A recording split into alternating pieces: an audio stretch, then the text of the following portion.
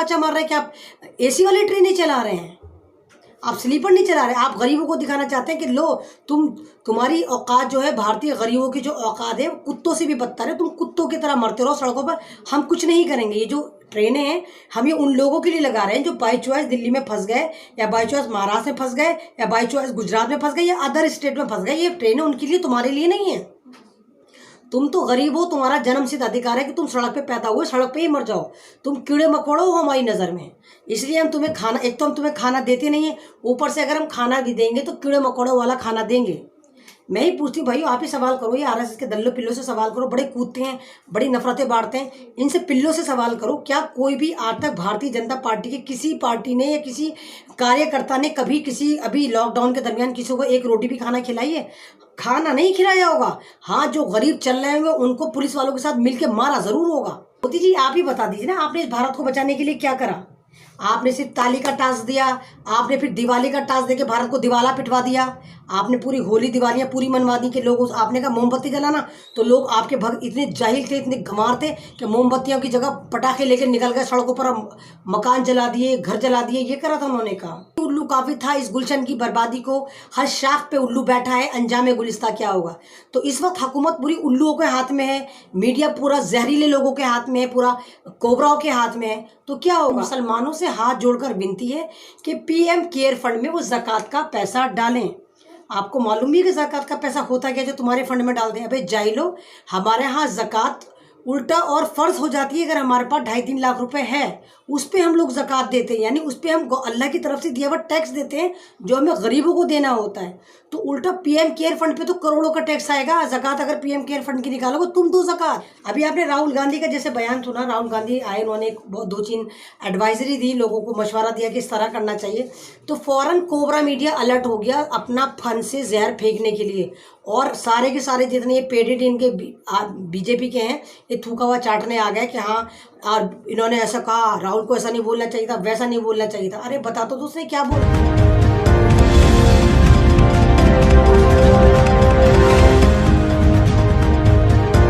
अस्सलाम वालेकुम, जय भीम, जय संविधान। मैं आपके सामने अमन रिजवी। जैसे कि आप देख रहे हैं कि मोदी सरकार ने या भारतीय सरकार ने बोल लें, गरीबों के लिए ट्रेन चला दी है जो 12 मई से चलनी है। और कितना भयंकर मजाक उड़ाया गया है इस वक्त गरीबों का, क्या आप उस बात से अंदाज़ा लगा सकते हैं कि उसका टिकट जो स्टार्ट है वो 3,500 से स्टार्ट है, 4,500, 5,000, 6,000। और ट्रेनें भी ऐसी चलाई हैं जो एक्सप्रेस हैं, राजधानी है, फुल्ली एसी हैं, उसमें कोई स्लीपर की फैसिलिटी नहीं है। यानी ये गरीबों के मुंह पे ज़बरदस्त ज़ोरदार सन्नाटेदार तमाचा मारा गया है मोदी सरकार द्वारा कि आओ देखो ट्रेनें चलेंगी लेकिन तुम्हारे लिए नहीं चलेंगी, ट्रेनें चलेंगी तुम लेकिन सड़कों पर ही मरोगे, ट्रेनें चलेंगी लेकिन हम तुम्हें कुचलेंगे, तुम्हें ट्रेनों में बैठने नहीं देंगे। पीएम केयर फंड का घोटाला भी आपने देखा, हर एक से इन्होंने करोड़ों करोड़ों रुपए लिया। सबसे ज़्यादा अजीज जी प्रेम जी ने उसमें भरा, जो मुसलमान भी हैं कहलाते हैं, लेकिन पीएम केयर फंड की चवन्नी भी इन लोगों ने खर्च नहीं करी। और कमाल की बात है, उस पर भी एक स्ट्रैटेजी बना दी और ये कहा गया कि हम जवाबदेह नहीं होंगे कि हमने वो फंड कहाँ खर्च करा नहीं करा, क्योंकि सबको पता है कि ये फंड 101% ये या तो मुसलमानों को बर्बाद करने के लिए, उनको मारने के लिए, दलितों को, मजदूरों को मारने के लिए खर्च होगा, या फिर किसी भी स्टेट में हुकूमत को तोड़ने के लिए और गठजोड़ करने के लिए, घुसपैठ करने के लिए और एमएलए को खरीदने के लिए करा जाएगा। महाराष्ट्र उसके लिए गवाह है, बिहार में इलेक्शन होने वाले हैं तो वहाँ, और तो और बात यही नहीं थमी, मतलब जलालत की इतनी हद है कि बाकायदा ये आरएसएस की गूंजी आईटी सेल वाले जो हैं न्यूज़पेपर में न्यूज़ सर्कुलेट कर रहे हैं कि मुसलमानों से हाथ जोड़कर विनती है कि पीएम केयर फंड में वो ज़कात का पैसा डालें।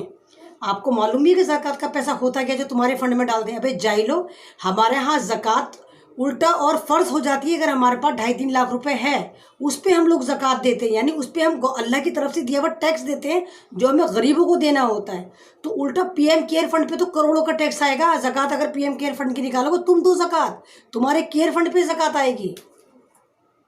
तो ये एक मजाक है, बिल्कुल मजाक चल रहा है, बिल्कुल हद से ज़्यादा, बिल्कुल जिसको कहते हैं ना कि सारी की सारी हदें पार कर दी हैं, गरीबों के साथ टॉर्चरिंग की हद कर दी है कि आपने अगर ट्रेन चलाने का इतना ही आपको खौफ था, भूत सवार था, आप वाकई गरीबों के मसीहा बनने की कोशिश कर रहे थे, तो आपने तो नहीं चलाई, स्लीपर तो नहीं चलाई आपने। और अभी 3-4 दिन पहले भी आपने चलाई, तो आपने एक झूठा प्रचार करा कि हम गरीबों को, हम मजदूरों को फ्री में दूसरी स्टेट में भेज रहे हैं, और फिर सारे के सारे टिकट सर्कुलेट हो गए जो 450 के, 550 के, 650 के थे। फिर आपकी दलाल मीडिया, एक कोबरा मीडिया जो है फन फुला कर आ जाती है, और सिर्फ ना, ये तो कोबरा मीडिया है जो अपने जहर से पूरे भारत को बर्बाद कर रही है और मार रही है, वो सर्कुलेट करती नहीं, हमने टिकट नहीं लिए, जहाँ जहाँ बीजेपी की हुकूमत थी उन्होंने टिकट नहीं लिए, अदरवाइज दूसरी स्टेट वालों ने लिए, फिर वहाँ पर वीडियो सर्कुलेट होती है, इन्हीं का भांडा फूटता है कि इन्हीं की गुजरात हुकूमत के एमएलए कहते हैं कि हम तो टिकट ले रहे हैं, हमारी मजबूरी है, अगर हम टिकट नहीं लेंगे तो लोग बेजा ट्रेन का यूज़ करेंगे और पिकनिक बनाएंगे, यानी गैर। इन जाहिलों को ये नहीं पता कि भारत इस वक्त मर रहा है, इंसानियत मर रही है, भूखमरी का शिकार है, जॉब ख़त्म हो चुकी है, एजुकेशन ख़त्म हो चुकी, सब बर्बाद हो चुका, और लोग पिकनिक बनाएंगे। तो कौन सा आला दर्जे का तुम दिमाग है तुम्हारे पास, कौन से वाले गोबर भक्त हो जो तुम्हें यही तमीज़, तुम बकवास क्या कर रहे हो। अभी आपने देखा झुमझुम बाबा को, आप जानते होंगे, उस पर दूसरी एफआईआर हो गई।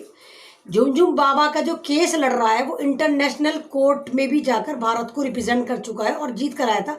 साल्वे नाम है भाई, आप खुद ही मालूम करो ये झुमझुम बाबा वाले की क्या औकात है, 2 कौड़ी की औकात नहीं है। तो गवर्नमेंट ने इसके लिए वकील, इंटरनेशनल कोर्ट का वकील करा, यानी कि सारा पीएम केयर फंड कहीं यही तो खर्च नहीं हो रहा। आखिर इसकी औकात क्या है, अर्नब गोस्वामी की औकात क्या है कि जो इसके लिए इंटरनेशनल कोर्ट का वकील इसका मुकदमा लड़ रहा है। ये तो एक आम सा भौंकने वाला कुत्ता है, बल्कि अजदा है, सांप है, एनाकोंडा है, जो आता है फन फुलाता है और सारा जहर स्प्रेड करता है, पूरे भारत की जो अमन सुकून से गारत कर देता है। या वो नागनी आती है, नागिन आती है, अंजना उनको शब, या वो डायन आती है, रूबी का लियाकत, ये तो सारे कोबरा वाले, कोबरा मीडिया है, कलंकित मीडिया, जहरीला मीडिया जो सिर्फ कत्ल कर रहा है, इंसानियत को कत्ल करवा रहा है और कत्ल कर रहा है।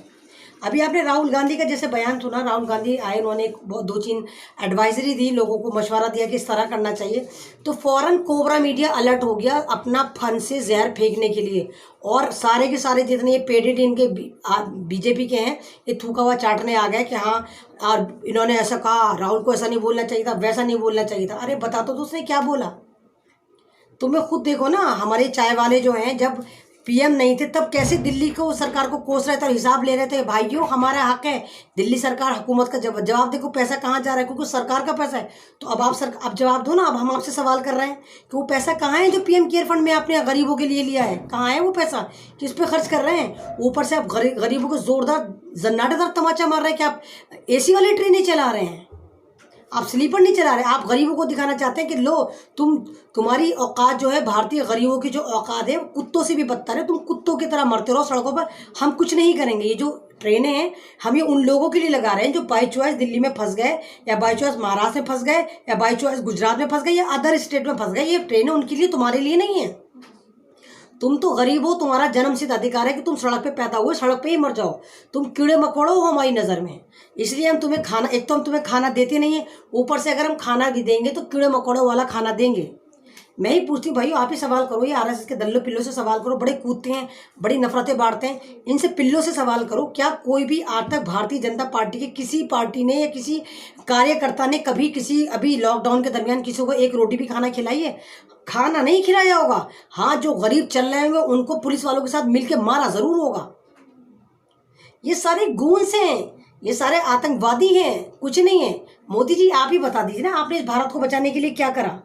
आपने सिर्फ ताली का टास्क दिया, आपने फिर दिवाली का टास्क देके भारत को दिवाला पिटवा दिया, आपने पूरी होली दिवालियाँ पूरी मनवा दी कि लोग, आपने कहा मोमबत्ती जलाना, तो लोग आपके भक्त इतने जाहिल थे, इतने गंवार थे कि मोमबत्तियों की जगह पटाखे लेकर निकल गए सड़कों पर, मकान जला दिए, घर जला दिए, ये करा था उन्होंने कहा।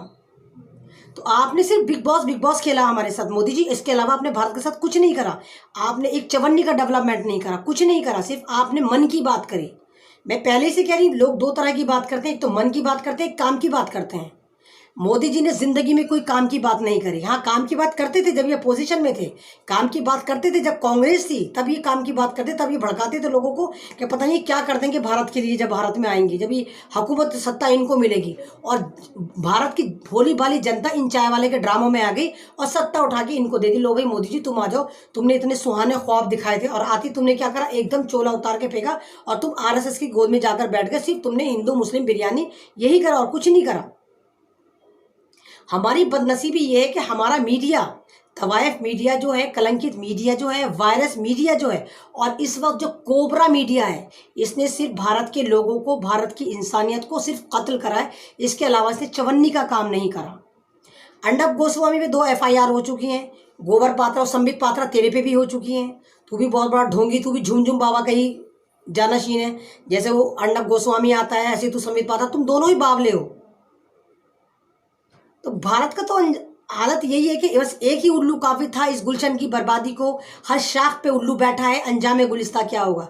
तो इस वक्त हुकूमत पूरी उल्लुओं के हाथ में है, मीडिया पूरा जहरीले लोगों के हाथ में है, पूरा कोबराओं के हाथ में है। तो क्या होगा आपको मालूम है, ईसाइयों के सबसे बड़े धर्म गुरु पोप फ्रांसिस जो हैं, उन्होंने क्या कहा है। भक्तों गौर से सुनना, आंखें फाड़ के सुनना, कान खोल कर सुनना, बाद में नीचे आके मुझे गालियां देना है। पहले कुत्ते को पिल्लो, पहले मेरी बात सुनो मैं क्या कह रही हूँ। ईसाई धर्म के सबसे बड़े गुरु पोप फ्रांसिस्को ने कहा है कि हम 14 मई में मुसलमानों के साथ रोज़ा ज्वाइन करेंगे। हम रमज़ान में, मुसलमानों का पवित्र महीना चल रहा है, हम भी इस महीने में एक रोज़ा रखेंगे 14 अप्रैल को और 14 मई को सॉरी। और सबसे पूरी दुनिया से हाथ जोड़ के उन्होंने रिक्वेस्ट करी है कि मैं सब लोगों से बोल रहा हूँ कि मुसलमान के पवित्र महीने में 14 मई में आप लोग भी एक दिन का रोज़ा रखें। तो ये हाल है। ईसाई तक तो मतलब सुधर गए, तुम दल्ले पिल्ले कब सुधरोगे। तुम सिर्फ नफरतें बांटते रहोगे, तुम सुधरने को बिल्कुल तैयार नहीं हो, सिर्फ तुम नफरतें बांटते रहोगे। अगर कोई तुम्हें समझदारी की कोई बात करेगा, तुमने तो सोनिया गांधी को नहीं छोड़ा, कोबरा मीडिया तुमने सोनिया गांधी को नहीं, तुमने ये नहीं देखा कि वो कितनी एजिड हैं, कितनी एक पावरफुल लेडी हैं, कितनी एक बेवा लेडी है। मेन बात है कि वो औरत थी। अर्नब गोस्वामी जहर उगलने आ गया, वो तड़ीपार आ गया, वो तिहाड़ी आ गया, वो रूबी का लिया गया, अपने मुजरे दिखाने आ गए, अंजना ओम कश्यप अपना मुजरा दिखाने आ गई। तो तुम्हें तमीज़ नहीं है कि तुम किसके बारे में बोल रहे हो, किसके बारे में भौंक रहे हो। सुधर जाओ अब भी, क्योंकि ऊपर वाले की जब लाठी पड़ती है तो बेभाव पड़ती है वो।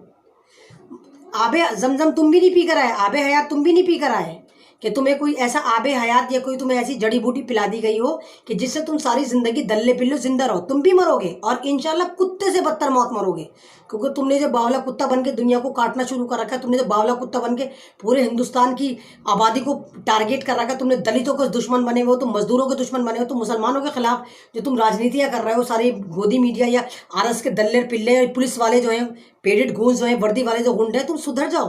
क्योंकि जिस वक्त ऊपर वाले की लाठी उठेगी ना तो तुम्हें मुंह छुपाने की भी जगह नहीं मिलेगी दल्ले पिल्लो। अभी भी वक्त है, अभी भी माफिया मांग लो, अभी भी इंसानियत को बचा लो। और जैसे आप देख रहे हैं लॉकडाउन लॉकडाउन लॉकडाउन, कुछ इतना चले 17 मई में खुल जाए। मुझे तो खैर नहीं उम्मीद है कि 17 मई में खुलेगा, हो सकता है मई के लास्ट में खुले।